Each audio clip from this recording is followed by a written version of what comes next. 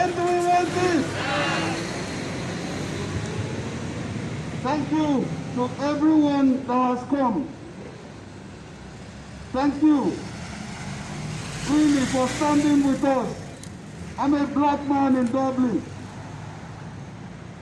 I have lived here since 2006, and I've gone through a few, and I've seen that indeed the country presents as welcoming to migrants, especially the black migrants. But when it comes to the reality, when you want to deal with the real facts, you begin to experience the difference. You begin to know that you are actually not the same. I can give so many examples, even up to recently. But I won't go into all that. I want to focus on the core issue today. George Nkencho was a man getting to his prime, having his issues like every one of us. But then there was an altercation, just like there will be many altercations that will happen in Dublin today. And then, within 20 minutes of that altercation, the gather was called. In our own view, the correct process was not followed, because we have seen that when the gather wants to do their job, they do it very well. There was no negotiator. His case was known to the gather. He had a mental health issue, which is not a crime. We saw in the video that notwithstanding, he was walking home, and right in front of his door, we heard the gunshots. If somebody was going home, if somebody was entering his own house, what more danger does he pose to the community that will demand, that will deserve him, that will require that he be shut down? Somebody who had an altercation, for argument's sake, he is the one at fault, let's just say. But he walked home, and he went to his own front door. Is that the correct thing to do, to shoot him down right in front of his own door as he was getting into his own house? That is why we, the black community, believe that we are not treated equally here. We are seen as lesser humans. But during my citizenship ceremony,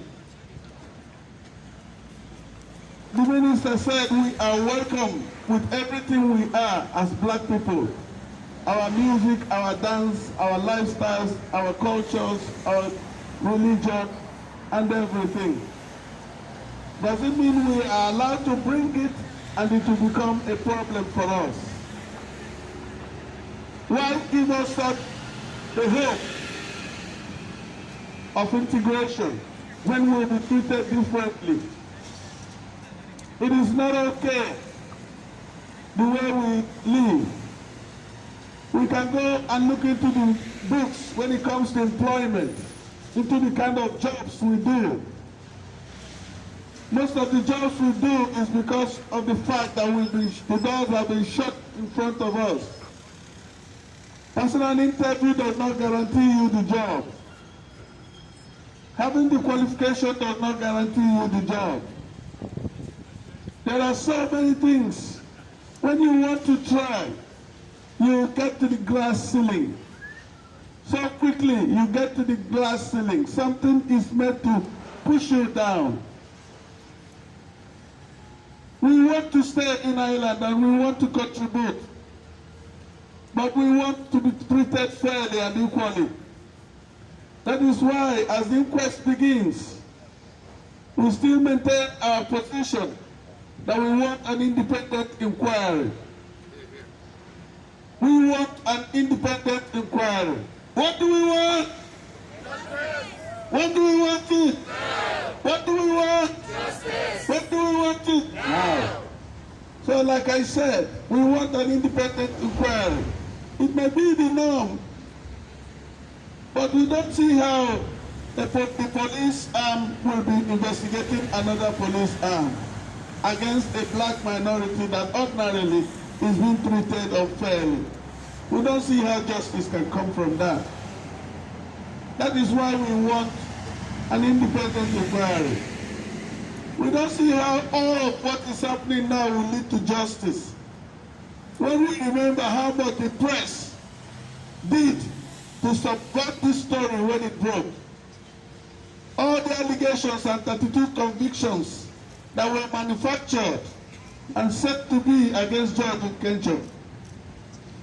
We cannot fight against the state. We don't have the resources. But we want treatment. We want to be treated fairly and equally. So that is where we are. And that is why, as black community, we are asking for justice for George Nkencho. George is a symbol of all that we face.